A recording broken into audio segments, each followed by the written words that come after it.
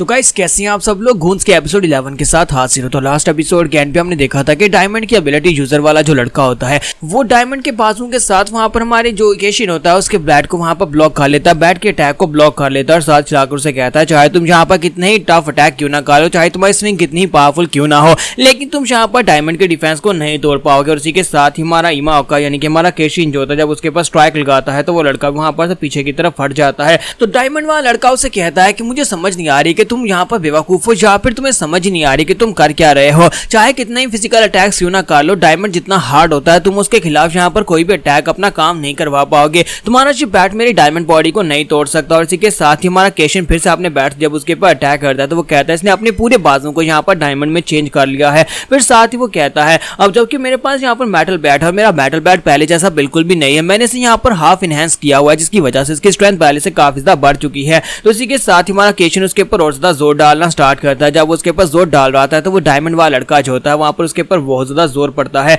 और हमारा केशिन उसे पीछे की तरफ धक्का देता है जिससे वो लड़का लुढ़कता हुआ काफी दूर पीछे की तरफ जाकर गिरता है। और इसी के साथ ही वो उठता है और कहता है लड़के तुम्हारी पावर तो वाकई में काफी ज्यादा इंसेन है, यानी कि तुम काफी ज्यादा पावरफुल हो, मुझे लगता है कि तुम्हारे जैसे ओपोनेंट्स में पहले कभी फाइट नहीं की, लेकिन अफसोस कि तुम यहाँ पर मुझे हरा नहीं पाओगे क्योंकि डायमंड में सिर्फ और सिर्फ अपने बाजू को नहीं बना सकता बल्कि अपनी पूरी बॉडी को मैं डायमंड में चेंज कर सकता हूँ, चाहे तुम मेरी बॉडी के ऊपर कहीं पर भी हिट लगा लो मैं अपनी पूरी बॉडी को यहाँ पर डायमंड के आर्मर से कवर कर सकता हूँ। तुम्हारा केशिन उसे कहता है तो इसका मतलब यह कि मुझे तुम्हारी पूरी बॉडी के यहाँ पर टुकड़े करने होंगे तभी मैं यहाँ पर तुम्हें तोड़ पाऊंगा। और इसी के साथ ही वो छोटा बच्चा जो होता है यानी कोतारू जो होता है वहां पर साइड के ऊपर सोच रहा होता है कि मुझे लगता है कि यहाँ पर कोई गलत फहमी हो गई है। वो लड़का यानी ग्रीन बालू वाला डायमंड की पावर वाला लड़का जो है वो भी यहाँ पर बुरा दिखाई नहीं देता, मुझे लगता है कि वो यहाँ पर मुझे बचाने के लिए आया है और उसे लगता है कि शायद यहाँ पर ये वाला मेटल बैट वाला लड़का जो है ये बुरा है लेकिन असल में ये भी अच्छा है और दोनों यहाँ पर अच्छे हैं, तो फिर दोनों यहाँ पर आपस में फाइट किस लिए कर रहे हैं। इसी तरफ दिखाता है कि वो डायमंड की एबिलिटी यूजर जो होता है वो अपने हाथ को वहां पर ब्लेड बना लेता है, तो वहां पर डायमंड की मदद से एक ब्लेड बनाता है और उसे कहता है कि अब तुम यहाँ पर मेरे हाथ से मरने वाले हो, मैं यहाँ पर इस किस्से को यहीं पर खत्म करने वाला हूँ। हमारा केशिन कोतारू से कहता है कोतारू प्लीज यहाँ पर से भाग जाना, मैं यहाँ पर इस फाइट में जीतने की गारंटी नहीं ले सकता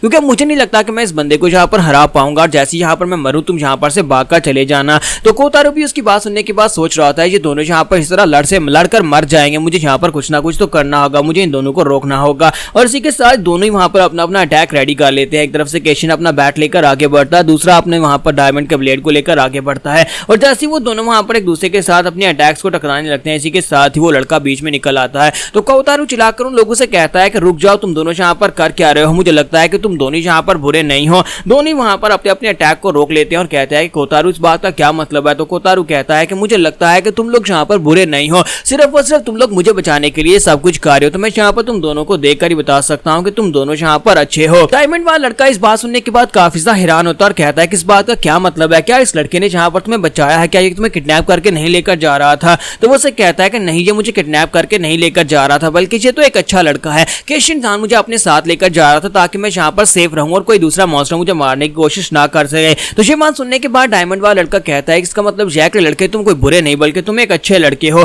तुम्हारा केशिन उसे कहता है तो अब तुम्हें समझ जाए। और इसी के साथ ही डायमंड वाला लड़का जंप करते पीछे की तरफ फट जाता है और उसे कहता है मुझे लगता है कि मुझसे बहुत बड़ी गलती हो गई है, मैंने यहाँ पर तुम्हें समझने में गलती कर दी। और उसे कहता है प्लीज मुझे माफ कर देना। तो केशिन कहता है अब क्या यहाँ पर तुम मुझसे माफी की भीख मांगने वाले हो। तो वो उसे कहता है नहीं मैं माफी की भीख तो बिल्कुल नहीं मांगूंगा, लेकिन मैं यहाँ पर तुम्हें बताता हूँ कि मेरा मकसद क्या था। असल में मैं यहाँ पर उस कमीने को ढूंढ रहा था जो बच्चों को अपना शिकार बनाता है, ऐसे हंटर्स को मैं ढूंढ रहा था जो बच्चों को मारते हैं। इसी वजह से मुझे लगा कि शायद तुम यहाँ पर इस बच्चे को किडनैप कर रहे हो और अपना सर झुकाकर वहां पर उससे माफी मांगता है। फिर साथ उसे कहता है कि मेरा नाम साइजिमा है और मैं यहाँ पर मार्स ग्रुप का एक मेंबर हूँ। इसी के साथ ही हमारे केशिन के सामने अपना हाथ करता है। तुम्हारा केशिन जो होता है उसकी बात सुनने के बाद उसके साथ हाथ मिलाता है और उसे कहता है कि मेरा नाम केशिन इमाओका है। तो साइजिमा उसे कहता है कि इमाओका मुझे लगता है कि तुम्हारी पावर वाकई में काफी ज्यादा कमाल की और तुमने अपने मेटल बैट को यहाँ पर फुली इनहेंस भी किया हुआ है, जो तो बहुत ही अच्छी बात है। तुम्हारा केशिन जब उसे बताता है कि मैंने सिर्फ और सिर्फ अपने मेटल बैट को हाफ इनहेंस किया तो ये बात सुनते ही साइजिमा बहुत ज्यादा हैरान हो जाता है, कहता है क्या सिर्फ हाफ इनहेंस किया, क्या तुम वाकई में सीरियस हो? इसका मतलब यह है कि तुम्हारी अपनी पोटेंशियल काफी ज्यादा है जिसकी वजह से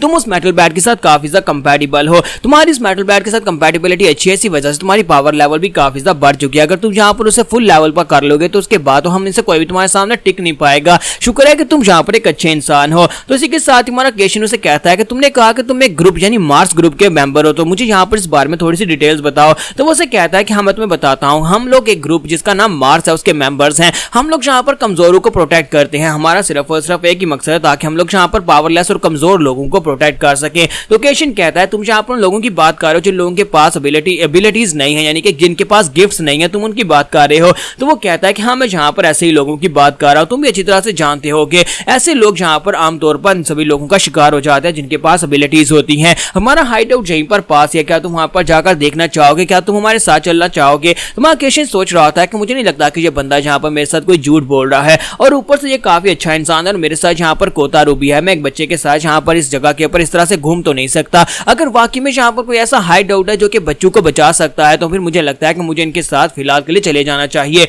और इसी के साथ ही उसे कहता है ठीक है मुझे अपने हाइड आउट के ऊपर ले चलो। वैसे तो मैं यहाँ पर जब से आया हूँ तब से मैं अकेला ही घूम रहा हूँ, लेकिन अब मुझे लगता है कि इस बच्चे की खातिर मुझे तुम्हारे साथ तुम्हारे हाइड आउट के ऊपर जाने चाहिए। तो वो कहता हाँ क्यों नहीं केशिन, मुझे मेरे साथ आ जाओ, तुम बिल्कुल भी यहाँ पर इस बारे में परेशान नहीं होना। हम लोग मार्स के लोग वाकई में बहुत ज्यादा अच्छे हैं और वहाँ पर इस जैसे और भी बहुत सारे लोग हैं। और इसी के साथ ही उसे अपने साथ लेकर वहाँ पर से आगे की तरफ चलना स्टार्ट करता है। तो रास्ते में गलियों में काफी सारी डेड बॉडीज पड़ी होती हैं। तो वो उसे कहता है कि मुझे लगता है कि मुझे यहाँ पर तुम्हें कुछ भी बताने की जरूरत नहीं है, तुमने यहाँ पर ये सब कुछ अपनी आंखों से देख लिया होगा कि यहाँ पर नॉर्मल लोगों के साथ क्या कुछ होता है। तुम्हारा केशिन वहाँ पर वो सब कुछ याद करता है कि यहाँ पर 20 टाइप के एबिलिटी यूजर ने किस तरह से नॉर्मल इंसानों का शिकार किया था और वो किस तरह से किसी को बचाने की कोशिश कर रहा था, लेकिन कोई किसी को भी वो बचा नहीं पाया। तुम्हारा केशिन इस बात से काफी ज्यादा गुस्सा हो जाता है और कहता है कि मैं यहाँ पर इस बात को समझ नहीं पा रहा क्या है इस दुनिया को बनाने का मकसद क्या था और यहाँ पर इंसानों का शिकार क्यों करवाया जा रहा है। तो इसी के साथ ही साइजमा से कहता है कि मुझे लगता है कि यहाँ पर जो भी लोग हैं वो सभी लोग यहाँ पर सिर्फ और सिर्फ मजे के लिए सब कुछ कर रहे हैं। हम लोग यहाँ पर ज्यादा से ज्यादा लोगों की जान बचाना चाहते हैं ताकि उनका मजा खराब किया जा सके और साथ ही यहाँ पर ज्यादा से ज्यादा लोगों की जान बचाई जा सके।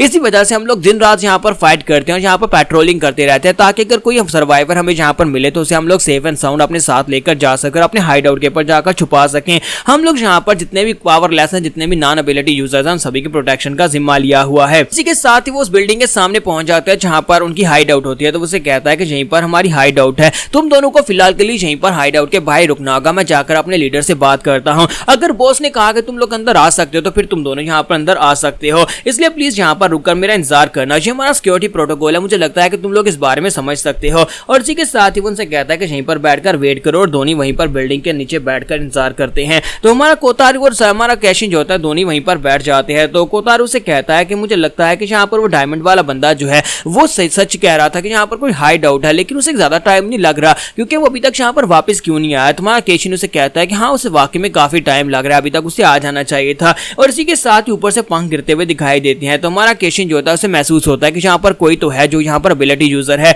और इसी के साथ ही उसे हैरानी होती है। तो कोतारू से कहता है तुम्हें क्या हुआ, और वहां पर उसे आवाज आती है, ऊपर से कोई कहता है कि मैंने तुम्हें ढूंढ लिया। तुम्हारा केशिन कहता है कि मुझे लगता है यहाँ पर कोई है, मुझे यहाँ पर बहुत जबरदस्त प्रेशर महसूस हो रहा है। ऐसा प्रेशर मुझे तभी महसूस हुआ था जब मैंने यहाँ पर एबिलिटी यूजर्स को देखा था, इसका मतलब यह है कि यहाँ पर कोई ना कोई एबिलिटी यूजर हो सकता है। तो वो कोतारू से कहता है कोतारू मेरे पीछे ही रहना, अब तुम यहाँ पर से बाहर मत निकलना, मुझे लगता है कि यहाँ पर मुझे फाइट करनी पड़ सकती है। यहाँ पर हमारी एपिसोड 11 का एंड करेंगे और नेक्स्ट एपिसोड में देखेंगे कि अब यहाँ पर कौन आया है। इसका प्रेशर हमारे केशिन को वहां पर नीचे बैठकर महसूस हो रहा है। तो एपिसोड की एक्सप्लेनेशन अच्छी लगी तो कमेंट करके जरूर बताइएगा, वीडियो को लाइक करना मत भूलिएगा। Thank you.